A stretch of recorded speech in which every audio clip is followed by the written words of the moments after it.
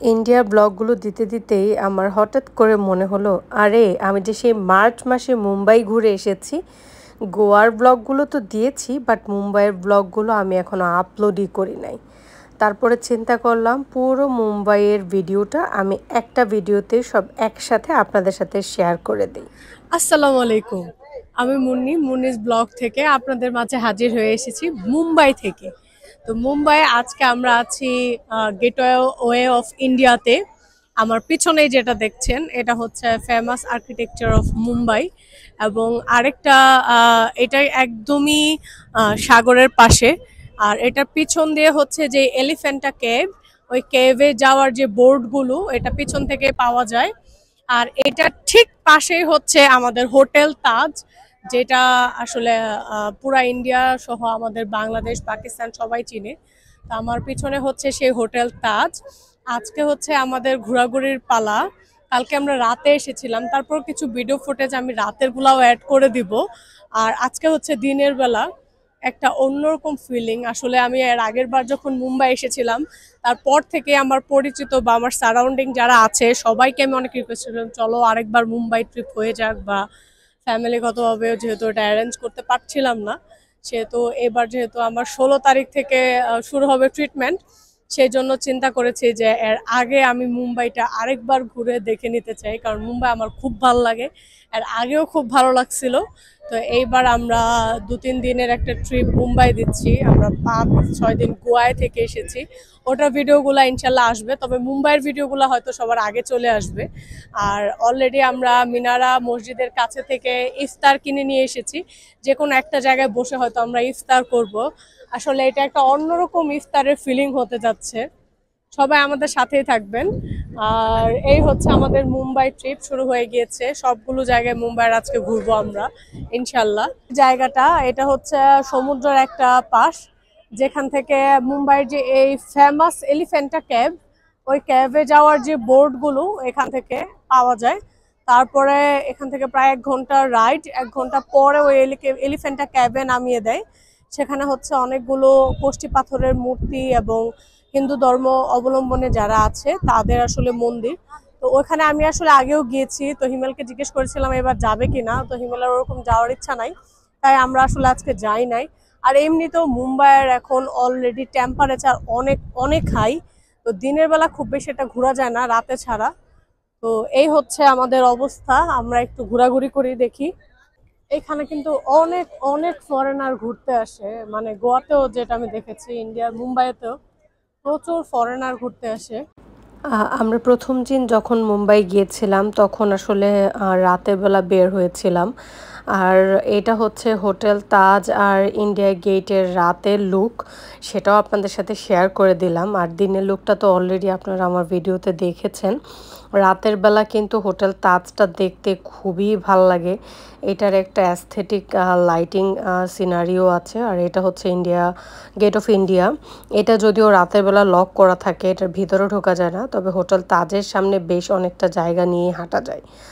আর তারপর আমরা চলে গিয়েছিলাম হচ্ছে মেরিন ড্রাইভে।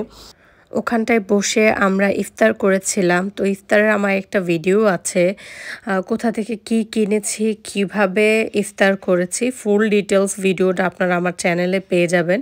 আমিও চেষ্টা করব কমেন্ট বক্সে দিয়ে দিতে।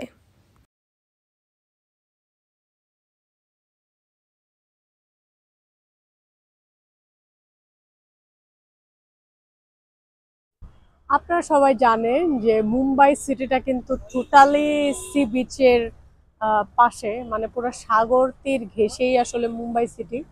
তো আমরা এখন চলে এসেছি মেরিন ড্রাইভে। আমার পিছনে হচ্ছে মুম্বাইয়ের বিখ্যাত মেরিন ড্রাইভ।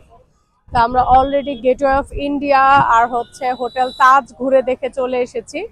তো আমরা একটা জায়গায় বসে ইফতার করব, সেই জন্য চলে এসেছি আমরা এইখানে।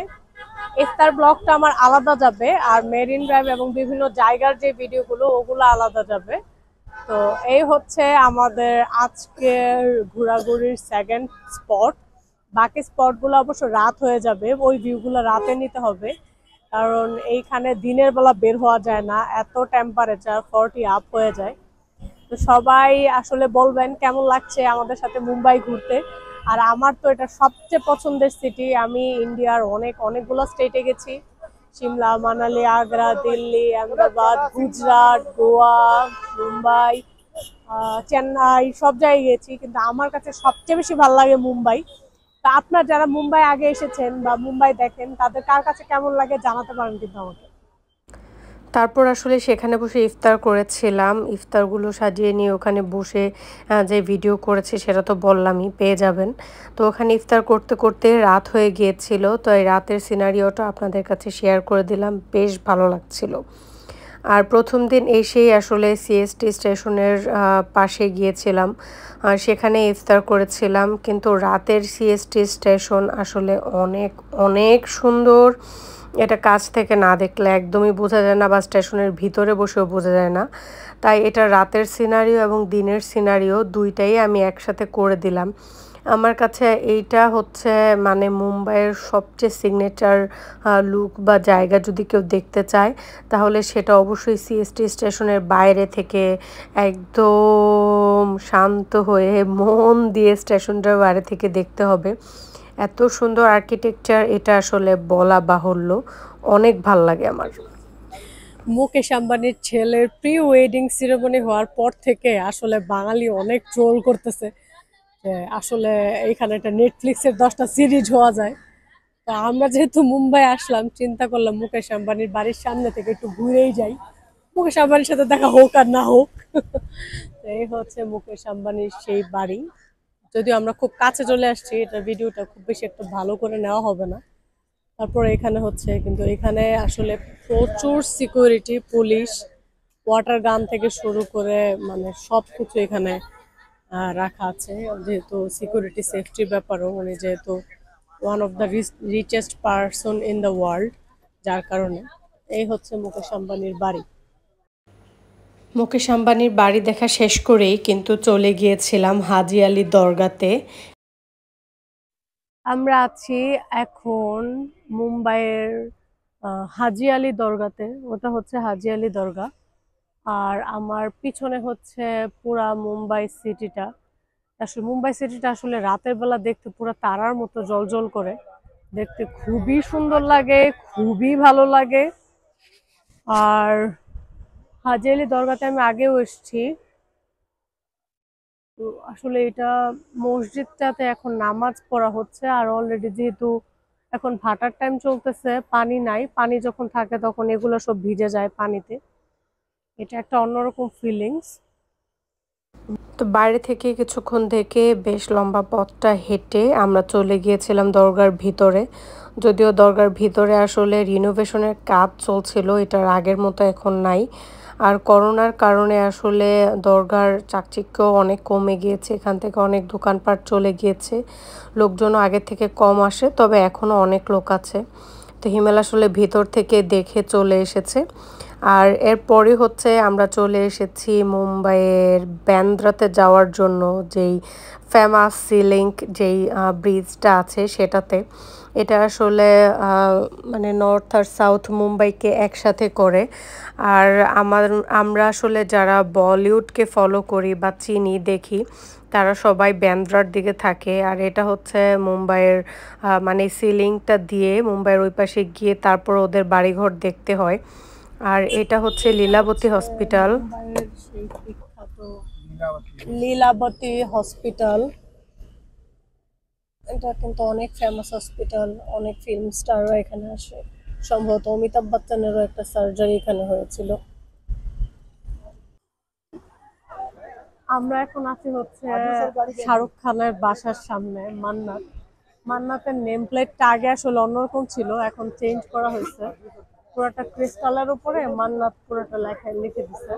আর শাহরুখ খান আসলে পুরা এখানেই দাঁড়ায়, একদম ক্লোজলি মানুষ দেখে। মানে ওনাকে আসলে সবসময় দেখা যায় না, উনি একটা পার্টিকুলার ডেতে, ওনার বার্থডে বা ওনার স্পেশাল কোনো দিনে উনি এখানে থাকে। কিন্তু এই যে এইখানে এরকম উপচে পড়া মানুষের ভিড় সব সময় থাকে, যারা সব সময় এখানে একটু ছবি ওঠানোর জন্য বা একটু ভিডিও করানোর জন্য। আর আপনারা যদি মুম্বাই ট্যুরে বের হন তাহলে ট্যাক্সি ড্রাইভাররা মাস্ট হ্যাভ এখানে জায়গায় নিয়ে আসবে। এটা হচ্ছে আমাদের আরেকটা স্পট। আর এইটা হচ্ছে আমাদের বিগ বসের ঘর। মানে হচ্ছে সালমান খান। আমরা যারা বিগ বসের ফ্যান তারা সবাই তো সালমান খান বলতেই অজ্ঞান। তো এটা হচ্ছে সালমান খানের বাসা। সালমান খানের বাসাটা একদম বেসিক একটা বাসা, অনেক ভিতরের দিকে, পুরানো একটা অ্যাপার্টমেন্ট বাসার মতো। ওরকম চাকচিক্য বা ওরকম কোনো কিছু নাই। এটা আমরা আগেও যেরকম দেখেছিলাম এখন এরকম ওরকম নেম প্লেট জায়গা কোনো কিছুই চেঞ্জ করে নাই। গ্যালাক্সি একদম গ্যালাক্সির মতোই আছে। আর এইখানেও মানুষ আসে। আর আপনি যখন মুম্বাই ট্রিপে বের হবেন তারপর তার মানেই হচ্ছে ট্যাক্সি ড্রাইভাররা এটা ধরেই নেয় আপনি শাহরুখ, সালমান, অমিতাভ, অক্ষয় ওদের বাসাগুলো দেখবেন। তো শেষ পর্যায়ে ওরা অমিতাভ বচ্চনের বাসার জলসার সামনে নিয়ে এসেছে। সেটা ঘুরে দেখার পরে আপনারা হচ্ছে বান্দ্রার বিভিন্ন জায়গাগুলো দেখতে পারবেন। ওখানে হচ্ছে অনেক ডিজাইনার শপিং মল আছে। আর সব শেষে হচ্ছে আমাদেরকে নিয়ে যাওয়া হয় জুহু বিচে। আর জুহু বিচটা হচ্ছে আসলে এই বিচেই বেশিরভাগ মানুষ আসে, যেহেতু এটা একটা প্লেন বিচ, মানে আমাদের কক্সবাজারের মতো। প্রথমে আসলে বালি থাকে আর পরবর্তীতে বিচ। আর মুম্বাইয়ের অন্যান্য জায়গায় যেই ধরনের বিচগুলো আছে ওগুলোতে তো আসলে অত কাছাকাছি সমুদ্রে যাওয়া যায় না জুহু বিচ ছাড়া। আর এটার একদম পাশে আসলে অনেক রেস্টুরেন্ট থাকে। সবাই আসলে মুম্বাইয়ের মানুষ আড্ডা দিতে আসেই জুহু বিচে। এখানে কক্সবাজারের মতো ওরকম সেট থাকে না, যেটা কিনা আমরা গোয়াতেও দেখি না। ওরা হচ্ছে নিচে পাটি বিছিয়ে দেয় আর ভিতরের দিকে রেস্টুরেন্ট আছে, ওখান থেকে আপনি অর্ডার করলে এখানে এনে দিয়ে যাবে। আর আমার কাছে জুহু বিচটা ভালোই লাগে ফ্যামিলি নিয়ে এসে যদি কেউ আড্ডা দিতে চায়। আর সব শেষ, আমাদের ঘোরাঘুরি শেষ করে প্রায় রাত 12টার দিকে আমরা আবার সেই সি লিঙ্ক ধরে চলে গিয়েছিলাম আমরা যেদিকে থাকি, মানে ডুংরির দিকেই মূলত বাঙালিদের থাকতে দেয়। বাঙালিদের হোটেল পাওয়া কিন্তু মুম্বাইয়ে অনেক টাফ। এর আগেও আমরা প্রায় 5-7 ঘন্টা ঘুরে তারপর হোটেল পেয়েছিলাম। আর আমার ভিডিওগুলো কে কে কোথা থেকে দেখেন অবশ্যই কমেন্ট করে জানাতে পারেন। আর আমার মুম্বাই সিরিজ বা ইন্ডিয়া সিরিজের ভিডিওগুলো কেমন হয়েছে ওই ডিটেলসে কিন্তু আপনারা চাইলে আমার সাথে শেয়ার করতে পারেন। আসসালামু আলাইকুম।